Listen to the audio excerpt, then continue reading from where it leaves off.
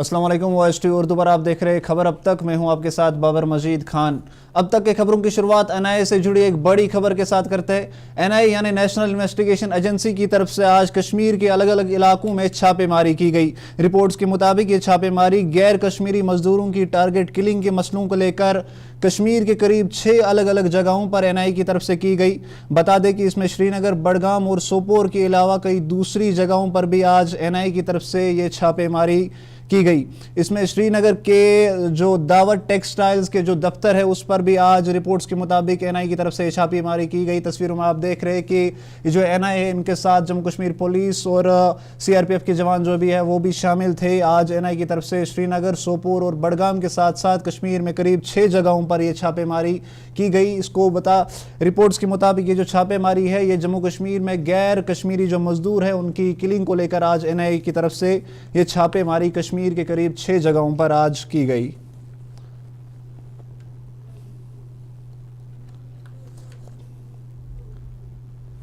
Jammu Kashmir national conference के president doctor Farooq Abdullah ने आज दरगाह हजरत बल का दौरा किया। इस मौके पर उन्होंने कई मसलों को लेकर बात की, जिसमें स्टेटहुड और 370 को लेकर भी उन्होंने बात की। स्टेटहुड और 370 को लेकर डॉक्टर फारूक अब्दुल्ला ने बात करते हुए कहा कि 370 जम्मू कश्मीर में सबकी हिफाजत के लिए लाया गया था, जिससे यहाँ कश्मीरी, डोगरा और लद्दाखी लोग हैं उनके साथ साथ जम्मू कश्मीर में रहने वाले सभी लोगों के रोजगार के तहफ़्फ़ुज़ के लिए आर्टिकल 370 जो है वो जम्मू कश्मीर के लोगों को दिया गया था।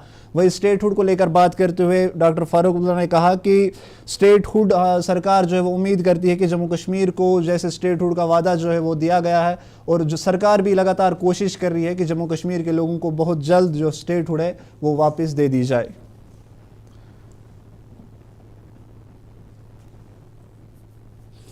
ईमान थे खुदा इस पर थे ये भरोसे बे थे सब्र बर्दाश्त वे मंगू खुदायस दस परवरदिगार सी गुनाहगार सनन गुनाह कर अफू मुसलमान के हर तरफ मुसीबत इसमें परवरदिगार इसका रहम सनन गुनाह कर अफू। हमारी हालत इसलिए खराब है क्योंकि हम अल्लाह से बहुत दूर हैं। हम मुसलमान नाम के हैं, अमल के मुसलमान नहीं हैं। जिस दिन हमारी अमल ठीक हो जाएगी और अल्लाह पे पूरा भरोसा होगा कि वही है, वही था, वही रहेगा, बाकी सारा मिट जाएगा इंशाअल्लाह। जो स्टेटमेंट यूपी में लाखों की तादाद में जो बंदे ने दिया कि जो वक्फ है ये एक डकैत है, कब्जा है, डाकू बनने का एक बेहतरीन जरिया है, वक्फ आने वाले वक्त में पूरा खत्म कर दिया जाएगा। व्हाट अबाउट योर वक्फ? देखिए मैं आपसे कहूंगा अल्लाह मालिक है, वही मालिक है, वही वक्त को भी बचाएगा। वक्त को कुछ भी करने का चाहे करें मगर अल्लाह के नाम को मिटा नहीं सकते, उसके पैगंबर के नाम को मिटा नहीं सकते। मिटाएं जो भी मिटाना हो। आज तक वक्फ गलत नहीं था। अल्लाह जो है वही सब कुछ है जी, उसके सिवा कुछ भी नहीं। उसको थामिए, वही हमें इस मुश्किल से निकालेगा। डॉक्टर साहब कुछ दिन पहले आपने बताया था कि article 370 was only for Dogras not for Kashmiris. What was the statement? बोल रहे हैं कि 370 आर्टिकल 370 जो है वो यहाँ की हिफाजत के लिए था, यहाँ के लोगों के तशख़्ख़ुस के बारे में था। वो डोगरे हो, वो लद्दाखी हो, वो जम्मू कश्मीर के अवाम हो, वो सब के लिए था, एक के लिए नहीं था। मगर जब वो महाराज कश्मीर ने 1927 में जो कानून लाया था वो था कि यहाँ की नौकरियाँ जो हैं उनकी हिफाजत हो। तो यहाँ पढ़े लिखे बहुत कम थे, डर था कि बाहर से आएंगे और नौकरियों पर काबिज करेंगे। वो कानून उस वक्त बना था, वही फिर 35 में आ गया था। 370 जो है वो 1949 में आया आईन में। तो स्टेटहुड में इतनी देर क्यों की जा रही है? ये आप उनसे पूछिए जो इसकी देरी कर रहे हैं। हम तो इंतज़ार कर रहे हैं, हमारा इंतज़ार रहेगा और अल्लाह से मांगेंगे कि हमारी हिफाजत करें।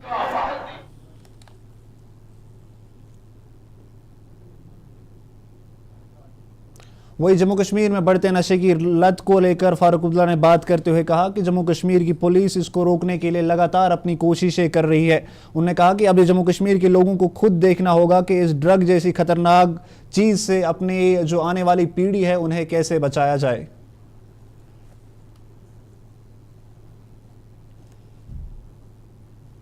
उन्होंने हमारे नाश्ते को खत्म कर दिया।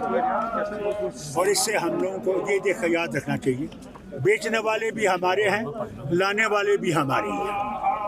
अल्लाह उनको सही रास्ता दिखाए और इससे निकाले। खुशी इस बात की है जी प्लीज कि हमारी पुलिस जो है इस पे लगी हुई है जी, और जबरदस्त जोर से इनको पकड़ने की कोशिश की जा रही है जी। मैं लोगों से उम्मीद करूंगा कि वो ज्यादा से ज्यादा इन लोगों को नंगा करें कि उनको सख्त से सख्त सजा मिल सके। सर देखा जाए तो बिग फिशेस अभी भी है जिन पर काबू नहीं पाया जा रहा है, जो ट्यूब्स अभी भी ऑन है जहां से सप्लाई होती है, खास तौर पर कश्मीर के मैं लिए। उस पर कहता हूँ ना जनाब, लाने वाला कौन है? वो भी तो कश्मीरी है ना।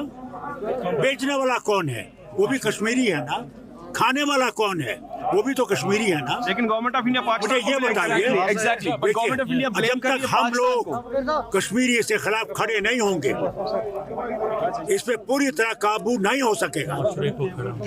ये कश्मीरियों को समझना चाहिए, ये उनके बच्चों को और आने वाली नस्ल को खत्म करना चाहते हैं। जागिए, जागिए, जागिए।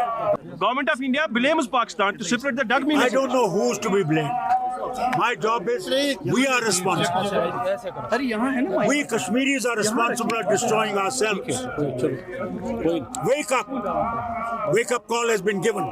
Is it fact that there are people around, especially having huge dilemma around those who are hammering people, especially in Kashmir, for drugs? You see, the problem is drug is a big money. Jammu Kashmir Peoples Democratic Party के spokesperson Iqbal Trumboo ने आज श्रीनगर में media से budget session को लेकर बात की। त्रम्बू ने कहा कि यह बड़ी खुशी की बात है कि जम्मू कश्मीर में 6 साल के बाद अपना बजट पेश किया जाएगा। उन्होंने कहा कि इससे पहले पिछले इन सालों में जब से जम्मू कश्मीर को यूटी बना दिया गया था, तब से जम्मू कश्मीर का बजट जो है वो दिल्ली से पास किया जाता था। उन्होंने कहा कि उस दौरान जम्मू कश्मीर के जो स्टेक होल्डर्स थे और यहाँ के जो लोग थे, उनसे इस बारे में कोई भी मशवरा नहीं लिया जाता था और उनकी कोई भी बात इसको लेकर नहीं सुनी जाती थी। त्रम्बू ने कहा कि अब बड़ी खुशी की बात है कि इस साल जम्मू कश्मीर का जो बजट है वो यहीं पर यहाँ की चुनी गई सरकार के द्वारा जो है वो पेश किया जाएगा। और यहाँ के कारखानदारों को कोई बेनिफिट नहीं मिला, सारा पैसा भी बाहर चला गया और सारा काम भी बाहर चला गया। तो हमारे कॉन्ट्रैक्टर्स, हमारे मैन्युफैक्चरर्स, उनके कारखाने तक बंद हो गए। यहाँ पर रिवायती तौर पर सपोर्ट किया जाता था लोकल कॉन्ट्रैक्टर्स को और लोकल इंडस्ट्रियलिस्ट को, उनको बजटरी सपोर्ट दिया जाता था, उनको प्राइस प्रेफरेंस दी जाती थी। मुझे उम्मीद है कि फिर एक दौर नए से स्टार्ट होगा और वो सारी प्रोटेक्शंस उनको दी जाएंगी जो उनको पहले मिलती थी, जिससे यहाँ के लोग इकोनॉमिकली स्ट्रांग होते थे। और दूसरा मुद्दा जो मैं चाहता हूँ कि यहाँ पर हमारे टेम्परेरी एम्प्लॉयज़ बहुत हैं, तो उनका एक बहुत बड़ा मुद्दा है, उनको जॉब सिक्योरिटी भी चाहिए, उनके लिए प्रोविजंस भी करने पड़ेंगे। तो मैं चाहता हूं कि गवर्नमेंट जो है वो सारे जो भी टेम्परेरी यहाँ पर उनको रेगुलराइज करे, उनके लिए भी इस बजट में प्रोविजन होना चाहिए। और जैसे कि पीडीपी का पहले से ही रहा है, एक बहुत बड़ा मुद्दा है यहाँ पर पावर प्रोजेक्ट्स हैं। ये NHPC और बाकी कंपनियों ने यहाँ इन्वेस्टमेंट किए हैं और बहुत साल यहाँ काम किया है और काफ़ी सारा पैसा उन्होंने कमाया है। अब वक्त आ गया है कि ये पावर प्रोजेक्ट्स या इनमें से कुछ पावर प्रोजेक्ट्स जो है हमारी स्टेट को मिलने चाहिए।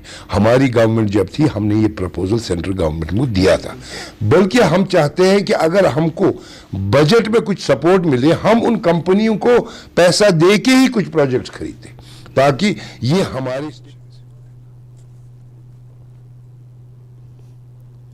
वही वक्फ बिल और जेपीसी को लेकर त्रम्बू ने बात करते हुए कहा कि इससे मुसलमानों के मजहबी मामलों में मुदाखलत की जा रही है। उन्होंने कहा कि जिस तरह से जेपीसी में अपोजिशन के किसी भी मेंबर का जो मशवरा है या बात नहीं सुनी गई, ये जाहिर करता है कि सरकार किस तरीके से गैर जमहूरी तरीके से ये सब काम कर रही है। उन्होंने कहा कि जिस तरह से जम्मू कश्मीर का जो आर्टिकल 3 धारा 370 है उसको हटाया गया, आज उसी तरीके से फिर से जो वक्फ बिल है उसे पास करने की कोशिश की जा रही है। त्रम्बू ने कहा कि ये एक गैर जमहूरी तरीके को दर्शाता है। ये नहीं है, जब से बीजेपी की सरकार सेंटर में आई है तो यूनिलैटरली उन्होंने डिसीजंस लिए हैं। ये जो हमारा आर्टिकल 370 का रिवोकेशन था, ये भी एक अनकॉन्स्टिट्यूशनल यूनिलैटरल डिसीजन उनकी सरकार का था। आप एक पैटर्न को समझिए कि जितनी भी अमेंडमेंट्स उस पार्लियामेंट्री कमेटी में अपोजिशन में ने दी है, उनमें से एक भी अमेंडमेंट अप्रूव नहीं हुई है, और जो अमेंडमेंट्स रूलिंग पार्टी के मेंबरों ने दी है वही अप्रूव हो गई है।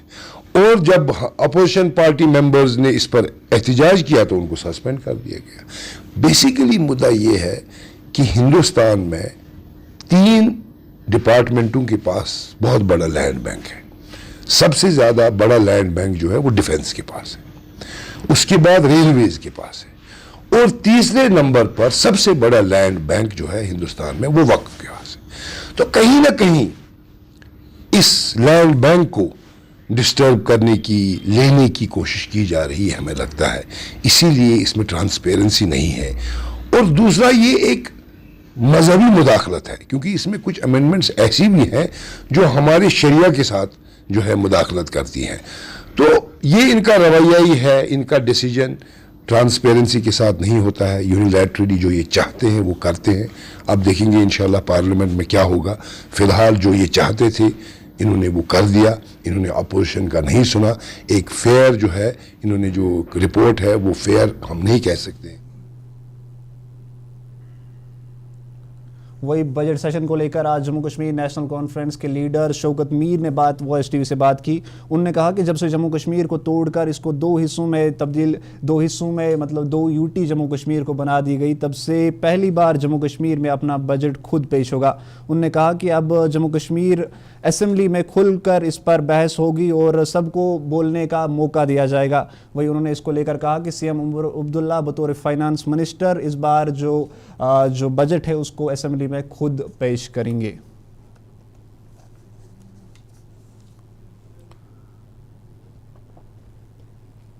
कि उन्होंने जॉइंट पार्लियामेंट्री कमेटी बनाई। जॉइंट पार्लियामेंट्री कमेटी में यहाँ कश्मीर से भी रिलीजियस वफद गई, उन्होंने अपना नुक्ता नज़र पेश किया, बाकियों ने किया।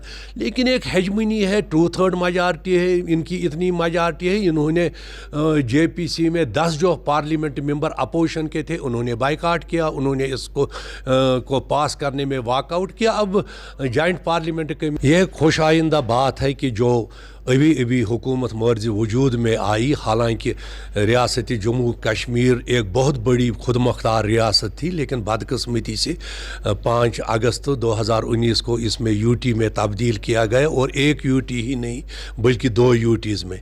चलो 5 इतने वक्तों के बाद इलेक्शन हुआ, नेशनल कॉन्फ्रेंस मर्जी वजूद में आ गई, और पहला बजट जो हमारी गवर्नमेंट है, जो बजट 2025 और 2026 के लिए होगी, उसको असम्बली में पेश किया जाएगा, उस पर बहस होगी। इतने ही नहीं, जितने भी प्राइवेट बिल्स है, गवर्नमेंट बिल्स है, वो पेश की जाएगी।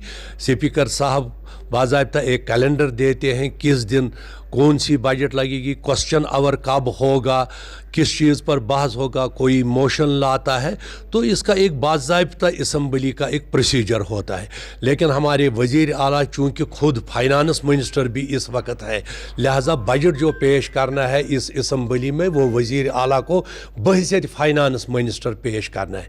बजट पेश करने के बाद उस बजट पर बहस मुबासा होगी, जिसमें ट्रेजरी बेंच के MLA साहिबान और अपोजिशन के MLA साहिबान अपना नुक्ता नज़र पेश करते हैं। कहीं अमेंडमेंट की ज़रूरत पड़ती है, तो ये सारी चीज़ें सामने आ जाएगी जब बजट सेशन लग जाएगा। यूटी में जब गवर्नर रूल होगा तो बजट होम मिनिस्ट्री पेश करती है पार्लियामेंट, और पार्लियामेंट उसको पास करती है। लेकिन जिस तरीके से असम्बली इलेक्शन में मुदद्दल इस पर बहस होती है, वो पार्लियामेंट में 5-10 मिनट में ही ख़त्म होता। मिसाल के तौर पर नेशनल कॉन्फ्रेंस ने एक मैनिफेस्टो बनाया इलेक्शन से पहले, कुछ वादे किए बिजली के मुतलिक, राशन के मुतलिक, पानी के मुतलिक। अब असम्बली सेशन में उन पर भी बहस किया जाएगा, किसके लिए प्रोविजन रखा जाएगा। जो प्रोविजन बजट में होगा वही आगे गवर्नमेंट दे सकती है, वो कमिटमेंट पूरी। लिहाजा अभी आज कबल वक्त होगा इस पर कहना क्या होगा क्या नहीं होगा। लेट अस वेट, कब असम्बली सेशन लगेगा, जब बजट पे। आप देख रहे खबर अब तक। यहाँ पे वक्त एक छोटी सी ब्रेक का होता है, आप बने रहिए हमारे साथ। वाले में और मिर्च जो बनता है लज्जत के विश्वास और प्यार से। लज्जत का रेड चिली पाउडर जो लाए हर जायके में एक गजब सा तीखापन और बढ़ाए खाने का स्वाद दुगना। आज ही ले आइए लज्जत का रेड चिली पाउडर। कश्मीर की वादियां और भी खूबसूरत लगती हैं। जब हाथों में होता है प्याला ब्लैक मस्ती चाय का, ताजगी ऐसी कि हर लबों पे मुस्कान लाए, कड़क इतनी कि हर सुबह बेहतर नहीं बेहतरीन हो जाए। कश्मीर के असली चाय के दीवाने पीते हैं सिर्फ ब्लैक मस्ती चाय, आप भी पीजिए। हल्दी जिसकी महक और जिसके पीलेपन की चमक लाते हैं खेतों से सीधा आपके घर लज्जत का हल्दी पाउडर, जो बनता है बेहतरीन कूलिंग ग्राइंडिंग प्रोसेस से, जिसके खाने में जाते ही लोग उंगलियां चाट जाए। सुनहरा जैसे लज्जत और आपका अटूट विश्वास, लज्जत का हल्दी पाउडर। बाथरूम की पाइप हो तो परेशानी, किचन की पाइप ब्लॉक हो तो परेशानी, ड्रेन भराई हो तो परेशानी, लेकिन अब हर परेशानी को करें बाय बाय। श्योरेट का ड्रेन क्लीनर अपने घर लाएं, जो करे बाथरूम, किचन और ड्रेन की पूरी सफाई और दे आपको हर परेशानी से बड़ी राहत। श्योरेट drain cleaner, surety for super hygiene. Mutton तो है सबकी फेवरेट, और यही मटन जब बनती है लज्जत के मीट मसाला के साथ, तो मीट का स्वाद लगे जायकेदार हर बार और बढ़ाए लज्जत से आपका प्यार। आज ही ले आइए लज्जत का मीट मसाला। ब्रेक के बाद आपका फिर से स्वागत है। अब एमएलए हजरत बल सलमान सागर के एक दौरे की करते हैं। एमएलए हजरत बल सलमान सागर ने आज दारा इलाके का दौरा किया और वहां हकीम गुलाम कादिर ऋषि के घर गए। इस मौके पर एमएलए सलमान सागर हकीम गुलाम कादिर ऋषि के घर गए और उनसे मुलाकात भी की। मौके पर सलमान सागर ने बात करते हुए कहा कि जो दवाखाना हकीम गुलाम कादिर का बंद कर दिया गया था, उसको आने वाले 1 से 2 दिन तक फिर से चालू कर दिया जाएगा। उन्होंने कहा कि यहाँ पर अलग अलग इलाकों से रोज़ हज़ारों की तादाद में लोग आते इलाज के लिए आते हैं और उस सब को नज़र में रखते हुए अब इस दवाखाने को बहुत जल्द ही खोल दिया जाएगा। कन्वर्सेशन पीर साहब के साथ हुई, ऋषि साहब के साथ या इनके फर्जंद के साथ हो गया, बाकी लोगों के साथ हुई। खास तौर पे हम कोई भी नहीं कहता इनका कोई मानना है कि हम बच्चों को दवाएं देते हैं, बिल्कुल नहीं। ये दुआएं कर रहे हैं, लेकिन अल्टीमेटली मेडिकल साइंस का हमारा कोई कॉन्फ्रेंट्रेशन नहीं है, कोई कॉम्प्रोमाइज़ नहीं करेंगे उसके साथ, ठीक है। हम एडमिनिस्ट्रेशन को भी चैलेंज नहीं करते हैं, लेकिन ये किसी साजिश के तहत नहीं होना चाहिए, वो हम अलाउ नहीं करेंगे, वो चीज़ नहीं होनी चाहिए। मगर मुझे पूरा यकीन है डीसी साहब ने या तहसीलदार साहब ने और जो बाकी ये इनके हुकाम है वो इंश्योर करेंगे कि रिलीज़ हो जाए, और जो लोकली अगर किसी ने कोई शैतानी की है वो नहीं चलनी चाहिए। शक शुबात है कि किसी तरह की शक शुबात है वो पता चल जाएगा आगे, उस पर भी इन्वेस्टिगेशन होगी। जो शक शुबात है हमें यहाँ जो इनने जाहिर किए हैं वो नहीं होने चाहिए। बाकी ये खुलना चाहिए, एक मेडिकल टेस्ट के बाद, क्लियरेंस के बाद ये खुलना चाहिए।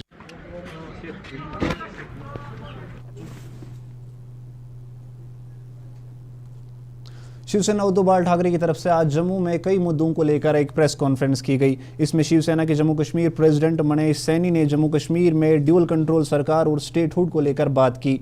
सैनी ने कहा कि जम्मू कश्मीर के लोगों ने इलेक्शंस में बढ़ चढ़ के हिस्सा लिया और यहाँ के लोगों के साथ जो स्टेटहुड का वादा किया गया था, अभी तक भी जम्मू कश्मीर के लोगों को स्टेटहुड वापस नहीं दी जा रही। उन्होंने कहा कि जम्मू कश्मीर में ड्यूल कंट्रोल सरकार के चलते आम लोगों को काफ़ी ज़्यादा परेशानी और मुसीबतों का सामना करना पड़ रहा है।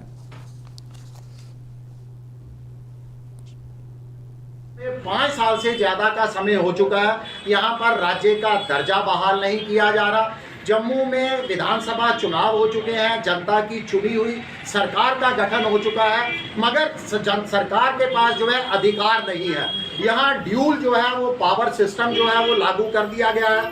अधिकार, प्रशासनिक अधिकार राज्यपाल के पास है, कुछ अधिकार जो है जम्मू कश्मीर सरकार के पास है, और पुलिस बल और सुरक्षा बल, तमाम बल जो हैं जो अति संवेदनशील इलाके में बहुत महत्वपूर्ण कहे जाते हैं, वो तमाम बल, सुरक्षा बल जो है वो केंद्र सरकार के अधीन है। 2024 के आंकड़ों पर गौर करें तो जम्मू संभाग के 10 में से 8 जिले जो है आतंकवाद घटनाओं से ग्रस्त है। आतंकवाद यहाँ अपने पांव पसार चुके हैं। अगर अपराध की बात करें तो जम्मू संभाग के अंदर लगातार अपराध का ग्राफ जो है वो बढ़ता जा रहा है। नशा तस्करी के मामलों में बढ़ोतरी हो रही है। गौ तस्करी के मामले जो है वो रोजाना सुनने को मिलते हैं। महिलाओं के खिलाफ आपराधिक घटनाएं जो है वो लगातार बढ़ती जा रही है, और जो रही सही थोड़ी बहुत कसर थी वो मुझे लगता है कि गैंगवार अब जो तो ये थे शिवसेना उद्धव बाल ठाकरे के जम्मू कश्मीर प्रेसिडेंट, जो जम्मू कश्मीर को फिर से स्टेटहुड दिलाने की मांग कर रहे थे। आप देख रहे थे खबर अब तक। फिलहाल इस बुलेटिन में इतना ही, मुझे दीजिए इजाजत। अल्लाह हाफिज।